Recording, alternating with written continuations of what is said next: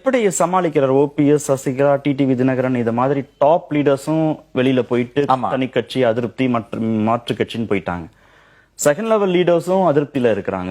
மாவட்டங்கள்ல அவங்க தான் பெருந்தலைகளாக இருந்தவர்கள். அவங்களும் அதிருப்தியா இருக்காங்க. சில பேர் விலகிட்டாங்க, சில பேர் விலகுவதற்கு தயாரா இருக்கிறாங்க. என்ன ஃபியூச்சர் ஏடிஎம்கேக்கு? இவர் எப்படி அதை சமாளிப்பார் திரு எடப்பாடி பழனிசாமி? ஒரே ஒரு வார்த்தையில பதில் சொன்னா டிடிவிக்கு மட்டும்தான், தினகரனுக்கு மட்டும்தான் அந்த ஒரு சாம், அந்த ஒரு பொறுமை, அந்த ஒரு தொலைநோக்கு பார்வை இருக்கிறது. புது குழப்பமா இருக்கிறது. இல்ல, என்னை பொறுத்தவரை அப்படித்தானுங்க நான் பாக்குறேன். அவர் அதிமுகவுக்கு தலைமை இருக்கணும். அதிமுகவுக்கு தலைமை இன்னைக்கு டிடிவி தினகரன் வரவில்லை என்றால் அதிமுக முடிஞ்சுவிடும்.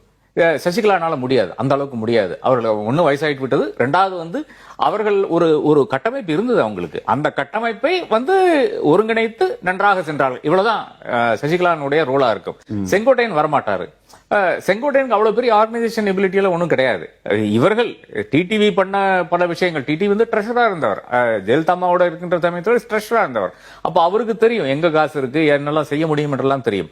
அப்ப டிடிவி என்ற ஒரு நபர் வந்து விட்டால் தான் இனி அடுத்ததாக அதிமுகவுக்கு வாய்ப்பு இருக்கிறதாக நான் காண்கிறேன். அதுவும் பவர் பாலிடிக்ஸ் தானே ரெண்டும். நிச்சயமாக அது இது பிரச்சனை என்ன வருதுன்னு பாத்தீங்கன்னா, இன்னைக்கு எடப்பாடி பழனிசாமி அக்செப்டபிள் இல்லை என்ற ஒரு நிலைமை வந்திருக்கு. யாரு கிட்ட அக்செப்டபிள் இல்ல? கவர்னர் கிட்டே அக்செப்டபிள் இல்லை என்ற ஒரு நிலைமை வந்துருச்சா இல்லையா? இல்லனா எதுக்கு ஒரு வேலுமணி வெளியே வராரு? அவங்களை சார்ந்த நபர்களை, ஒரு வேலுமணி ஆனாலும் சரி, தங்கமணி ஆனாலும் சரி, இவர்கள் எல்லாம் இன்னைக்கு அதிருப்தியில் இருக்கிறதுக்கு காரணம் என்ன? அப்போ அவர்களை கூட அரவணைக்கவில்லை என்றதுதான். அப்ப பண்ணையார் ஒன்றும் பெருசா ஒன்னும் எல்லாரையும் அரவணைத்தெல்லாம் போகவில்லை. ஆனால் அவருக்கு அந்த கெப்பாசிட்டி இருக்கிறது. அப்ப என்னை பொறுத்தவரை டிடிவி வரவில்லை என்றால் இந்த கட்சி காலியாகிவிடும்.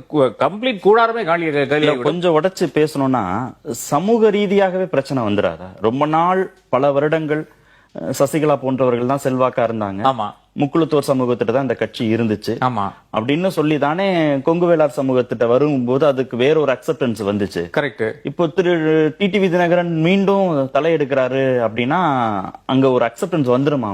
சமூக ரீதியான ஒரு இணைப்பு அங்க வருமா? இல்ல, இப்பவே இந்த கவுண்டர் கம்யூனிட்டிக்குள்ள குழப்பம் வருதா இல்லையா? செங்கோட்டையன் போயிட்டாரு, பாக்கி இருக்கிறவங்க எல்லாம் போறக்கு வாய்ப்பை நோக்கி கொண்டிருக்கிறார்கள். ரெட்டியார்கள் போய்விட்டார்கள். அப்ப இப்படி ஒரு நிலைமையில ரெட்டியார்களும் கவுண்டர்களும் ஒன்றாக இருந்த ஒரு இடத்துல இப்ப அந்த கட்சியிலே இல்லாத ஒரு நிலைமை வந்திருக்கிறது. அப்ப அதனால அதான் இன்னைக்கு இருக்கின்ற எடப்பாடிக்கு தலையாய பிரச்சனையா இருக்கிறது. முழுக்க முழுக்க முக்குளத்து சமுதாயம் மாறிவிட்டது. அப்ப அந்த சமுதாயத்தை கொண்டு வரணும். அது ரொம்ப பவர்ஃபுல் சமுதாயங்க. இந்த தமிழ்நாட்டுல எல்லா காலத்திலயும் அதிகாரத்தில் இருந்த சமுதாயம் பாத்தீங்கன்னா முக்குளத்து சமுதாயம் தான். தாவேக்கால கூட அவங்க அவ்வளவு தூரம் கிடையாது, இல்ல, இன்னும் கிடையாது. அப்ப அதனாலதான் சொல்றேன், அதாவது ஓபிசி கான்சாலிடேஷன் நடந்து கொண்டிருக்கிறது. இதுதான் சூப்பரான டைம். அதிமுகவை ஒருங்கிணைக்க வேண்டும் என்றால் இந்த ஓபிசி கான்சாலிடேஷனை ரைட் பண்ணி தான் உங்களை செய்ய முடியும். எடப்பாடி ரீச் அவுட் பண்ணணும் டிடிவிக்கு. அங்க கட்சியில ஒரு பொறுப்பு கொடுத்து அவரை அங்க கொண்டு அரவணைத்து செல்ல வேண்டும். இல்லை என்றால் வழி கிடையாது என்றதான் நான் காண்கிறேன். சசிகலாவை விட்டுட்டு டிடிவி மட்டும் உள்ள கொண்டு வரது சிக்கல் இல்ல? நிச்சயமாக சிக்கல் தான். பட் அப்படி இருந்தால் கூட டிடிவியை உள்ள கொண்டு வந்தால் சசிகலா மேயர் ஆஃப் ஆயிருவாங்க. அதன் பிறகு பெரிதாக ஒன்றும் பேச மாட்டாங்க. எல்லாருமே ஒன்னா இருக்கிறது தான் எனக்கு மகிழ்ச்சியா இருக்கிறது அப்படின்னு சொல்லிட்டு அவர்கள் விலகி விடுவார்கள். இல்லை என்றால் ஆட்சிக்கு வந்தவர்கள், இல்லை என்றால் ஏதோ ஒரு இடத்துல 2029 நன்றாக அதிமுக பெர்ஃபார்ம் பண்ணுச்சுன்னா தாராளமாக ஒரு 3-4 அமைச்சர்கள், இல்லை என்றால் 2 அமைச்சர் கூட மத்தியில் வந்து விட்டால் அடுத்தது அடுத்த ஸ்பிரிங் போர்டா இருக்குங்க. 2029 நீங்க ஸ்பிரிங் போர்டா யூஸ் பண்ண வேண்டும். அதற்கான ஒரு சமிக்கைகளும் காணவில்லை என்றதான் எனக்கு வேதனையான விஷயமா இருக்கிறது.